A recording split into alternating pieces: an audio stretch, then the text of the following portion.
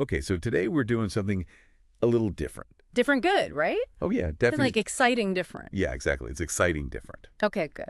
So we're really diving deep today into the career of Fredrik Davidsson. All based on his CV.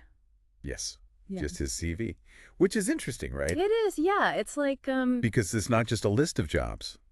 no, it's like a story. Yeah. It's a life story condensed. It's like what are those little Japanese books? Those tiny little books. But Well, look, look, like the miniature Yeah. bonsai. Bonsai, yes. Like a bonsai CV, that's what it is. There you go. I like that. So, decades of experience, multiple continents, industries, All in this, like, right? yeah, crammed in. We're not just summarizing, though, are we? No. We're going deeper. We're going behind the scenes. For like those what do they call those people who like restore? Restoration. Yes. Restoration, bringing out the detail. Pointing out all the hidden things. Yeah. the aha moments. Exactly. Okay, so where do we even begin? Yeah. We've got tech startups, nonprofit, Denmark to Tanzania. Tanzania. Yeah, it's quite a range. That's a lot of stamps in the passport. Right. That's what I'm saying. What stood out to you just at like first glance?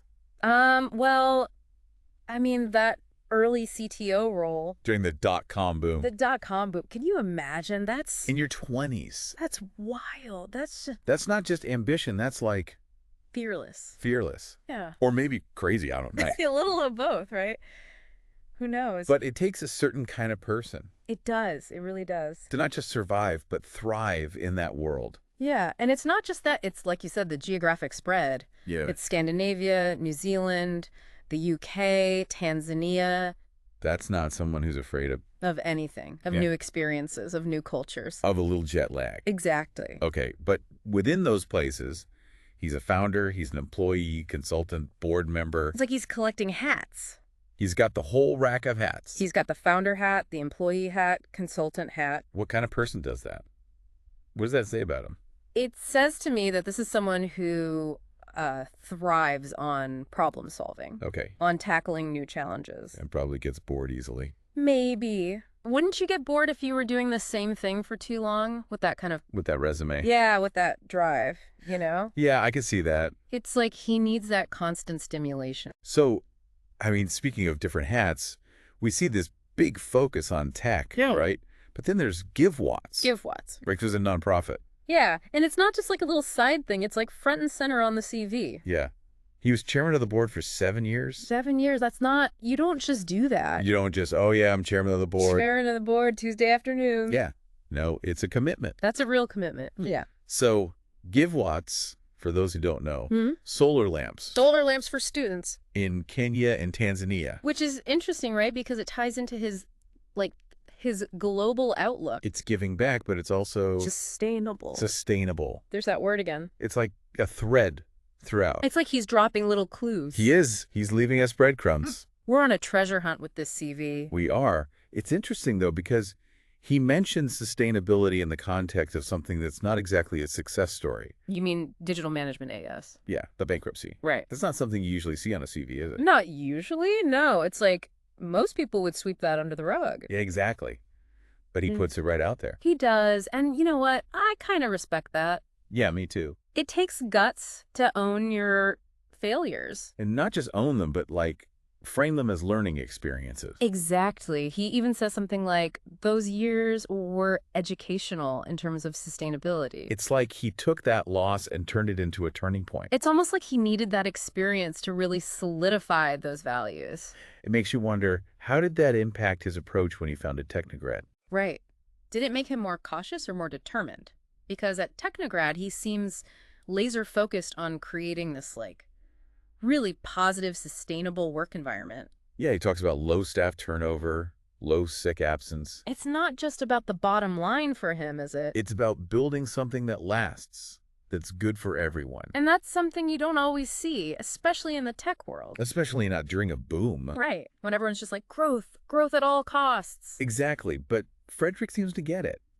He's playing the long game. He's thinking about the people, the impact. And maybe that's why he's been so successful. Maybe so. Okay, but it's not just about work with him, is it? I mean, this is a guy who runs marathons. Marathons, plural.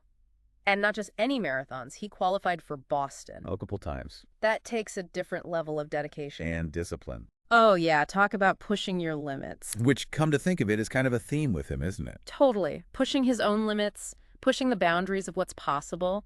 And just when you think he's done, he enrolls in a program at MIT. At MIT, in his 50s. Who does that? Right.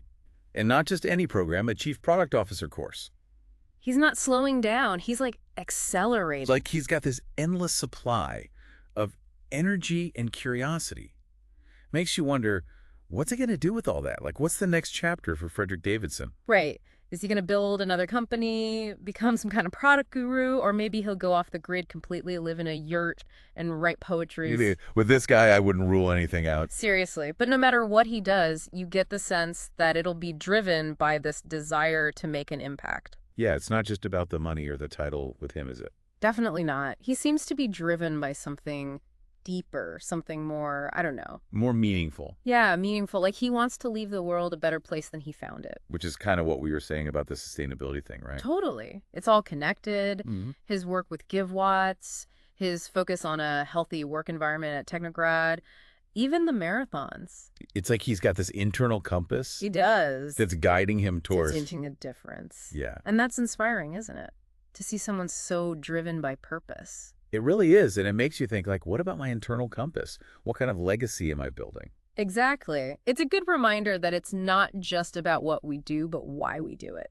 And that sometimes all it takes is a deep dive into someone else's CV to spark some of those bigger questions for ourselves. Well said. So on that note, I think we'll leave our listeners to ponder their own journeys, their own legacies, And hopefully to find their own aha moments along the way. and maybe even be inspired to update their CVs. Or at least dust them off, you know. Exactly.